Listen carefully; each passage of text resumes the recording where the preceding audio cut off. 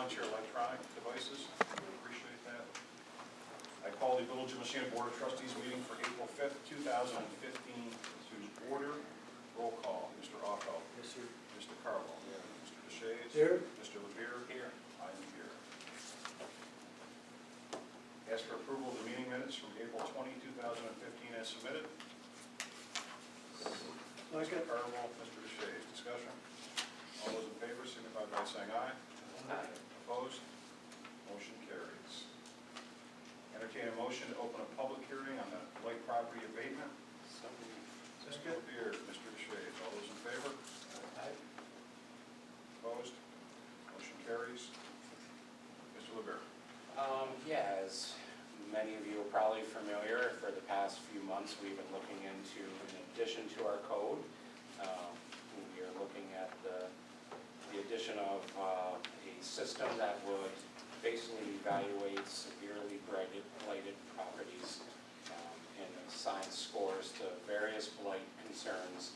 And for properties that reach 100 points, which is a difficult task to do for this particular tool, it would be rendered as being blighted. They would have 30 days to correct such action or circumstances that got them to that 100 points, and otherwise they would have to be part of a blighted property list, which has a pretty severe penalty associated with it, and they would have to work with a blight committee to come up with a restoration agreement.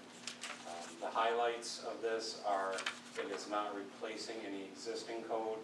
Code would still have all of the tools that they currently have available to them. It is not in any way meant to get a property owner who may not be financially able to take care of one or two things on their property. It's not going to affect them at all. It takes a lot to get to this 100 points for this particular tool to be used on your property. So it's really going after those few severely blighted properties that are just causing a lot of pain and really just suffering in terms of the neighboring properties and the looks and feel of the community, plus the property values and things like that. So we're really just looking to give code another tool in their toolbox to really go after these severely blighted properties.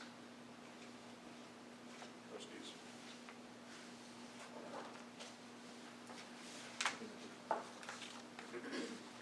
This is a public hearing. I'll open up to public comment. I ask you to please stand, state your name for the record. Dennis Kemison. I'm here on for not only the landlords, but I'm also here on the elderly. And you say it won't take a lot. It takes a lot to get it to the 100 points. Correct. Correct. Okay, what happens when you have an 80 or some-year-old lady? Because I was just at a house the other day where there's an elderly lady. The outside of her house is peeling, and her windows are pretty rough shape. Okay. She said if she's forced to fix her home, she'd have to walk out and leave. Yeah. I don't Go ahead, think, sorry. I'm for the blighted. As Tim knows, him and Mr. Heidi and I went to Malone for this, for the drugs, to clean up the drugs and everything else. I really don't see where we need all this to go after somebody because they've abandoned somebody, a home. Or that their shingles don't look the best, because we could end up with worse than what we've got, just because the stones are gone off the guy's roof. I'm not saying it's right or wrong, but you could end up with a whole lot bigger mess and you talk about trying to keep the community up for dollar value. We could make it worse. Absolutely appreciate your concerns. Thank you. I have a copy of it, which you're welcome to. I've got the blighted copy. If you from the look, original. the roof, for instance, is 10 points.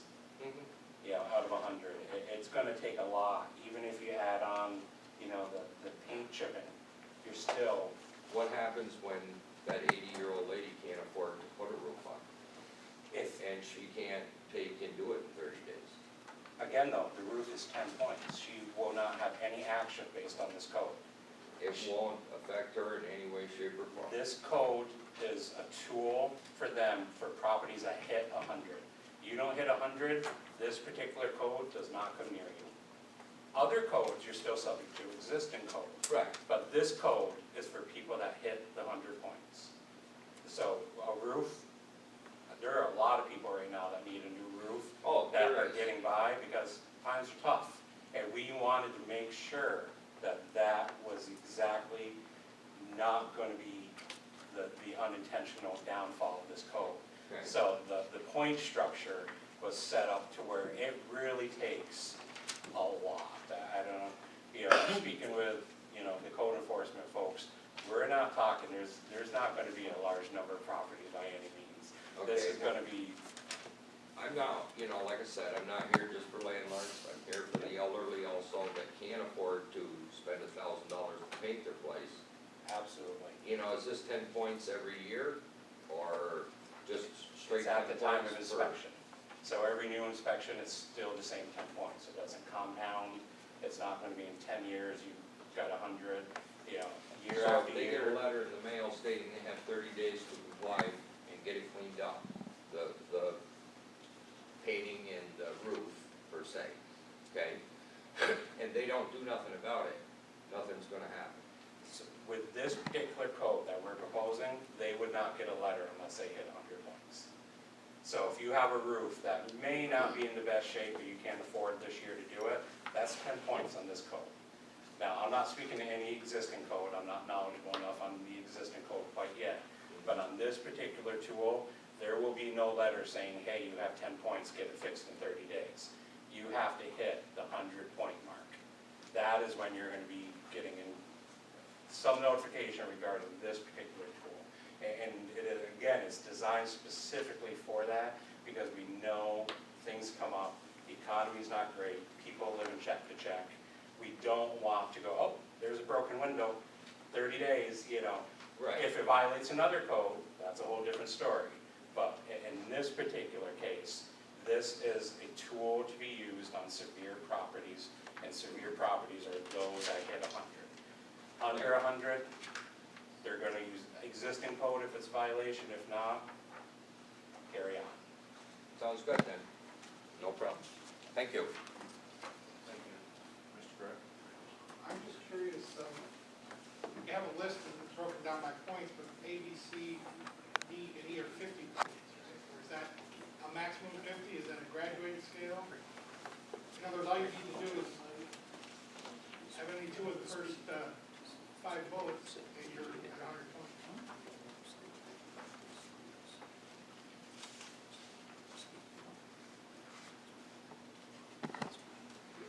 That's correct. Those first three, A, B, C, are pretty severe. So they're not graduated, those are 50 points, 0 or 50, there's no in between, no. I interpret it 0 to 50 as well. Just curious. Yeah. So in other words, so the code officer will make a subjective determination. Yes. Yes. Who would you suggest us? Pardon? Who would you suggest us? I would think if you're at the point where you're going to be affecting someone that seriously, that there should be some sort of review committee, the person can come and make a case, that it shouldn't just be one person or the code office deciding this, that there should be some sort of protocol that you have, some sort, you can come, at least, you're giving people due process. They can come Yeah. and make a case for why something's in a certain condition, and somebody else will hear it, other than just, So there will be a blight committee. okay, They have 30 days to dispute it as well. okay. Prove to the contrary. But that would be going to the code officer, who made the initial determination. The code office who's responsible for enforcement of the ordinances, would make that decision. If they want to dispute it, they come to the blight committee, which is made up of, Oh, okay. will be made up of 2 trustees and the code officer. Okay, is that in here, that there's going to be a process to go through if you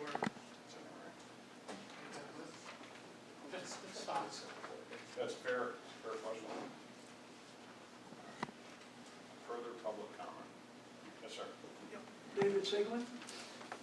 I just want to make a statement here. I just got a certified letter on my place like on 250 Main Street. I gotta put, they want me to put a new roof on it. It doesn't leak or nothing, I gotta put a new roof on it. The siding is all deteriorated and everything. And I was working on the front porch, I had all my stuff there. The letter was mailed out on the 1st, I got it today certified. I go to the post office every day. And for me, they want it done in 30 days. There's no way in hell. If I get another hit on another building, how am I supposed to do that in 30 days? This is something that, you know, that, Ken signed it, of course, but, you know, there's just no way in hell. I said I would take care of it if I didn't sell the building. I thought I was gonna have it sold, and I still want it. And I am working on the front porch now. Now, do I still have to have that all completed in 30 days? And if I don't, I get fined. And that's what the letter stated. I don't think that's fair that I'm getting hit on all this stuff. You know, when I told them all they have to do is give me a call if something's wrong, I take care of it. I've never, ever not taken care of anything in this town on my properties when I got hit with little things, big things, or anything like that. But as far as doing siding, my question is, can I put a Tyvek on it? It'll look 100% better than what it does now. I did it over on 151 Liberty. You go by on East Dover Street, you see it, it looks good. Because I can't afford to side it, there's no way in hell. But if I was to put Tyvek on it, it would stop the chipping of the paint, it will look nice, until I can't afford to get the siding to do it. I do have a little financial crunch right now, and my lawyers are working on it. You know. So, do I still have to have that done in 30 days? June 1st, it all has to be done. It says it right in the thing.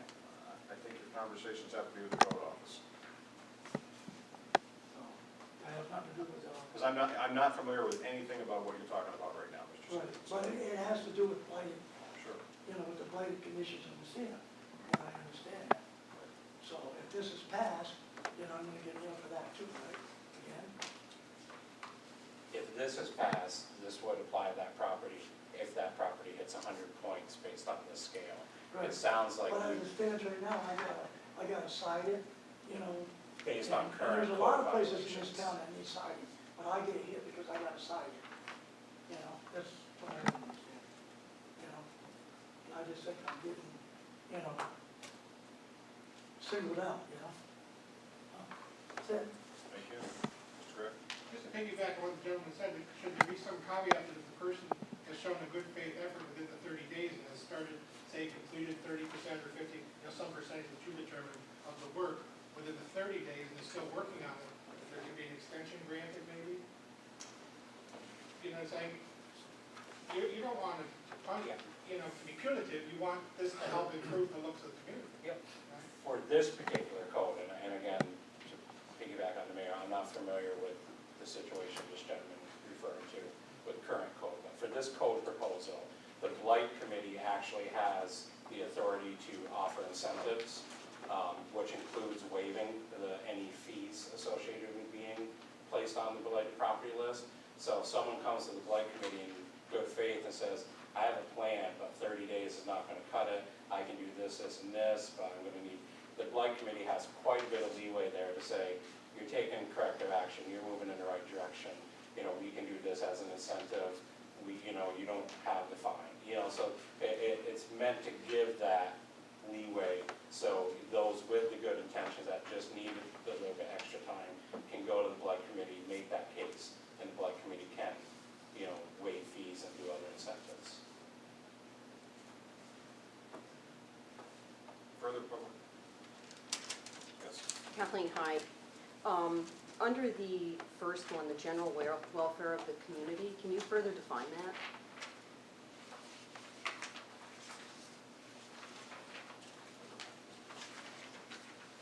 That seems to me, if it's subjective, quite a bit of latitude, that if somebody thought that a commercial property was better suited towards residential, or they had another property that, you know, another project that they would rather see go into that, then the general welfare of the community could be, well, we're going to assess you these points so that we can blight you, so that we can fine you, so that we can then assess that back on your taxes and in effect force someone out of a property.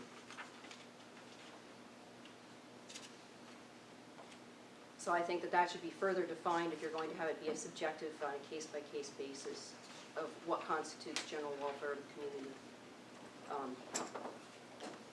As well, if you have an open building permit on a property, would you then be blighted as well? If you, So if you have gotten a building permit and you're supposed to be doing things and building, would you then be subject to these blight conditions?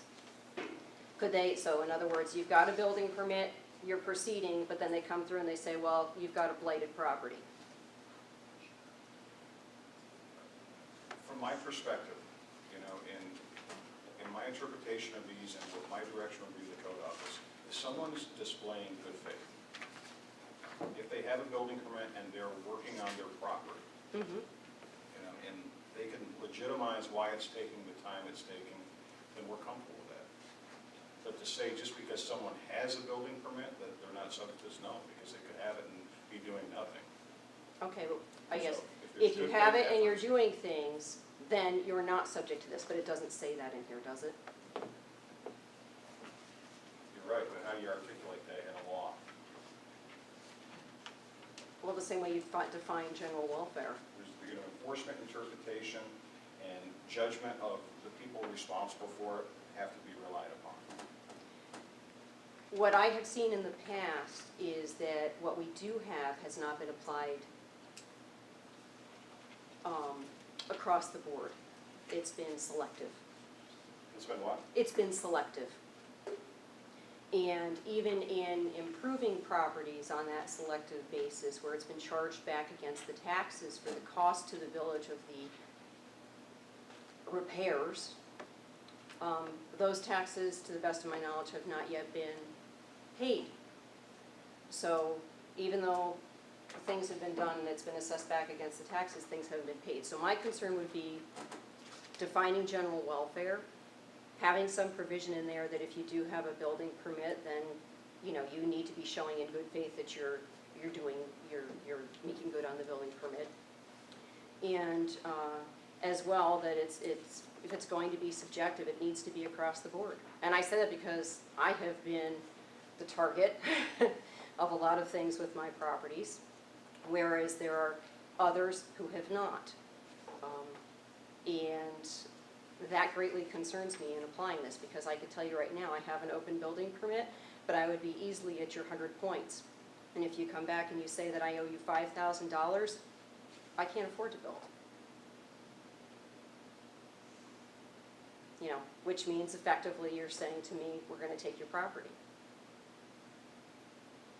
That's my concern. And so it needs to be applied. If it's going to be subjective, I would like to see it applied even-handedly. And that has not been the case in the past, which is why I would have great concerns about this. I'm not gonna say there aren't blighted properties. There certainly are. But I don't know that this is the answer. Thank you. Further public comment?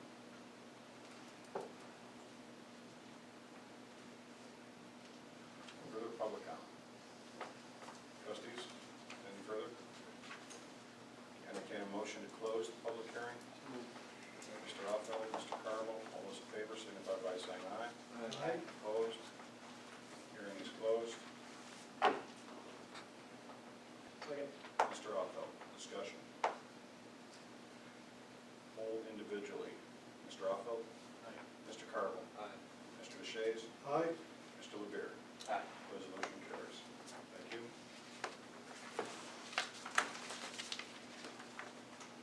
Reports of officers and committees. Code enforcement. Mr. Carmel, Mr. LeBeer. And he just covers the bulk of it. And I would like to say thank you to Mr. McGowan for all his hard work on developing this, and certainly we'll be listening and looking for feedback, and codes can always be adjusted, so we'll learn as we go on. You want me to comment on the other stuff that was going on, or do you want to wait on that? I know, Mr. Gilbert has a question about it. Want to do it now? Sure. Go ahead. Send me an email questioning on, basically, I think it was basically on the spring cleanup stuff, basically, right? I met with the mayor, that was a few weeks ago, and asked how he wanted to handle it. And basically, what we decided, once the north side was done cleaning, which would have been Friday, yesterday, my guys were out inspecting the properties that did not pick up the stuff that was left. You know, there's certain stuff that wasn't left, and they did issue a number of order of remedies, and that's that form I left with you. We're using this form, that way we can give it to the property owner right then and there instead of mailing it out, because that takes time. So basically, when someone's not picking up their trash from the cleanup, we're issuing a violation under Village Code 110 that says you got 5 days to clean up your stuff. Otherwise, we contact DPW, who gets a copy of this, so they know what's going on. We basically did the same thing last year, so Village Code gives them 5 days to clean it up. If not, Haas's guys will go over it, and the village will go accordingly. I don't know, is 5 days too many? I think so, but that's just my personal preference, you know, I don't know. The village would want just a code for 2 days, you know what I mean? If you're leaving a toilet and you know toilets aren't supposed to be picked up, it's made in the public meeting, but people still put toilets out, so how, so basically that's how we're handling it.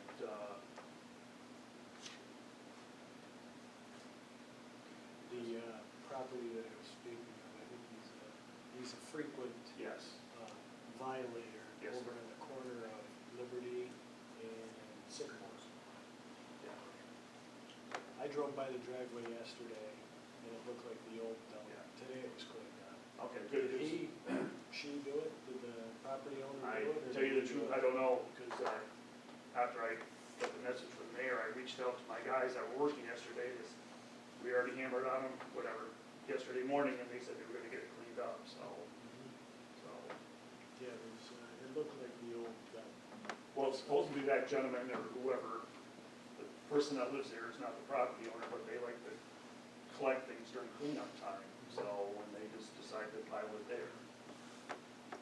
So, I think this is a great idea. What would your recommendation be as far as timeframe?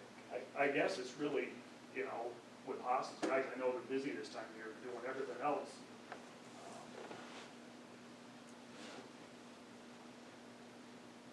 2 days, I don't know, they didn't pick it up by Friday. You would think the normal thing would be, all right, they're not picking it up, I'm gonna move it Saturday or Sunday, whatever, sometime that weekend. But, so I know I sent the mayor an email earlier too, he's looking for some code revision stuff. I think maybe in the code somewhere, maybe it's even there, but I don't know, what can be left to the curb, so people know ahead of time. And maybe put something in place, all right, if your stuff's to the curb a week ahead, we're gonna knock on your door and say, here you go. Go tell the judge why you're doing this, or something to that effect. Something that's gonna be easier on Haas's guys and then neighbors, Just yesterday with all that wind, we had the 2 structure fires, and I'm driving down Allen Street, and there was just a disaster from all that wind, so what do you do in that factor? I have asked the department heads for updates on code revisions, and we'll try to package them all together for some. We'll be bringing those to you in the near future. I know it puts a big burden on Haas's guys. They've already picked it once, so they really wanna go pick it again, Is there anything we could do to the renter if they don't know that? Let's say in this particular case, you said it was a person living there that liked to collect things. It'd be pretty tough, because basically the codes, the building codes, or property maintenance codes go to the property owner. We've had a discussion with a number of out-of-state property owners that buy the property and disappear until it's payday, and then, so, they like to rent to whoever's giving them the money, so, In a lot of places in Sandwich County. absolutely.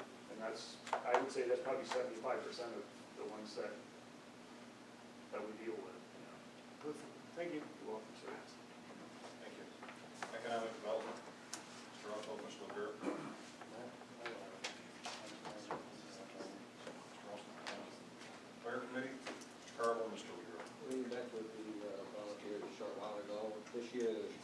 Station in Massena. They're going to have their inspection parade June 2nd at 6 p.m. And the convention will start Thursday, June 4th. Go the 4th, the 5th, and the 6th. The 6th, there'll be a parade Saturday morning at 9:30. And firematics will be afterwards at 1 p.m. at the industrial park. It's open to all the public.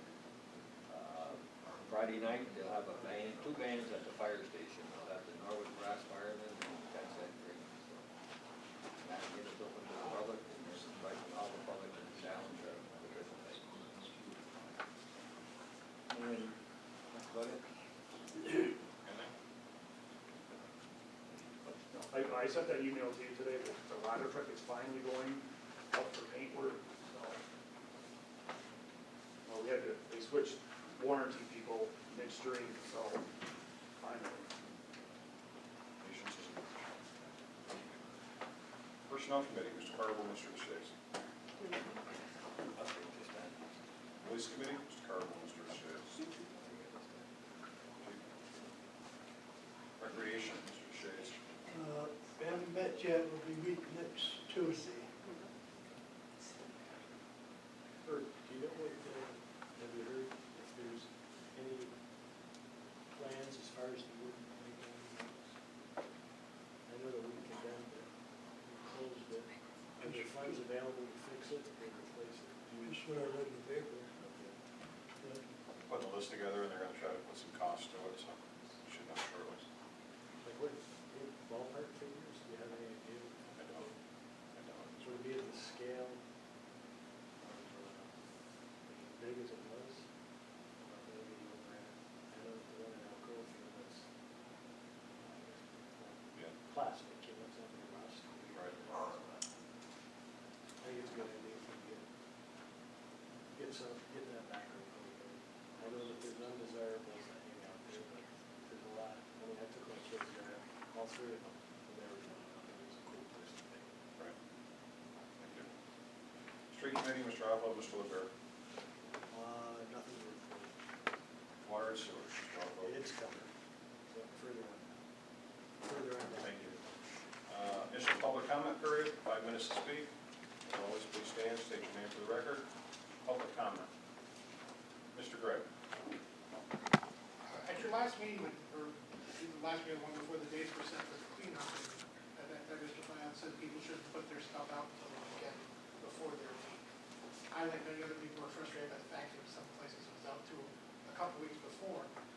But then somebody told me that there were misprints as far as the dates and times in the paper. Do you know if that's true or not? That the schedule for 2013 got printed instead of the schedule for 2015?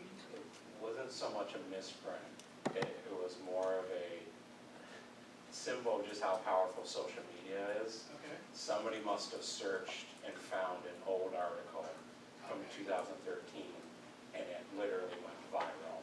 So they shared it on Facebook, somebody else saw it, shared it, and I actually saw it multiple times myself, and it was just a link to an old article. It wasn't a misprint or a typo, it was just literally a previous year's article that just happened to go viral and got shared quite a bit. Okay. And I think that fed into some of the earliness. I'm just wondering how, the only reason I asked is how enforceable would it be if there were a misprint? I don't know how enforceable it is if, I don't do social media, so this is, you know, I'm always amazed by how it works, but that makes sense. You're after hook, Mr. Martin. We got a lot of phone now, so we have to Name is Abel. I just want to compliment the gentlemen that do take care of this. I call it National Treasure Day. And I really like to see stuff reused, repurposed, and since I've been coming to this town, it just, I think it's wonderful. And I know it costs a few bucks, but it does a lot of what we're supposed to do, take care of the environment and that sort of thing. So, I'm thinking, keep it up if possible. Further public comment? Sir. Mark Harrison. Just a couple of comments quickly on some of the things that were brought up here. One of the things on the playground park, can we check in, is someone checking into whether or not there are some grants? I know they got some grants when they did the polo field programs there. I know the governor is big on the park system, we just had that this past weekend, and cleaning them up and all that. I would think that there hopefully is some monies out there to maybe help turn that park into something like what they have at Alcoa Field, like Mr. Alfeld was saying, so kids can enjoy using it, and it'll be easier to keep track of, because as a Department of Public Works worker, I've numerous times for many years been over there, and the problems with the wood, people doing vandalism and stuff like that. I think it's a lot easier to contain if we had something like what we have now at Alcoa Field. That would be one thing. The other thing is on the cleanup and on some of the blighted properties. One of the issues I think that comes about, and I know that what Ken was saying, it's, you know, basically it's the owners own this because they own it, who else do you go to? But can we look into, is there a chance that you could actually give like a ticket, like a traffic ticket, you know? You're driving someone else's car, Mr. Alfield, you can still get a ticket if you do something wrong, right? I don't know if that's a possibility. I know that it doesn't have the weight because the owner of the property, of the landlord, is ultimately responsible, but maybe if there's a way we can give a ticket to the people, because what happens is, you get somebody who's mad at the landlord for whatever reason, and they know every time they keep putting junk out there, or collect toilets, okay? And you get what I'm getting at here. We're not gonna be responsible. And we know the landlord's gonna pick and clean it up. And he's gonna continue to keep doing that because it's his property. And if he doesn't, he's gonna continue to get the problem. So I don't know if there's any way that we can do some kind of a citation. Tim, you might know more about it. I don't know if there's some way you can give a ticket to the actual renter and say, yeah, the landlord is responsible. He's gonna get quoted and told about it, but you're gonna get a ticket because you're the one that's doing it. You're the responsible. I don't know, it's just food for thought. Thank you. Thank you. Further public comment? I would like to comment to what he said. I totally agree with that, because not all landlords just rent to anybody. Okay? I know I don't, I know Mr. Paris don't, and I know there's a few other ones, Mr. LaBelle, that don't. We screen them, we try to screen them pretty good, but there is that occasion that you do get that. I do agree with Sycamore, with what Mr. McGowan said about it being, looking like a trash hole. Last year, I think they had, 3 dumpsters over there to clean it up. Now, I'll bet you that if you went inside the house, everything that was outside is now inside the place. You know, it's not hauled to the dump. So when they move, they take and haul the garbage with them. I would like to see if there would be some way of the tenant being able to take it rather than the landlord, because it's not all landlords that just don't care, you know. And the ones that don't care are the ones from out of town. Thank you. Thank you. Sir? Doug Gormley, I just wanted to comment on what Mark said. I couldn't agree more. I go through that all the time. I want my places to look nice, you know, I want the village to look nice, but sometimes it's frustrating dealing with the people, and I try to rent the good people, but it doesn't always work that way. But if we could do something like that, I think that would help with the properties more than, you know, a lot of other things. Thank you, Mr. Arnold. Further public comment? Moving on to new business, proposed resolution, advance approval of claims during fiscal year 2015, 2016.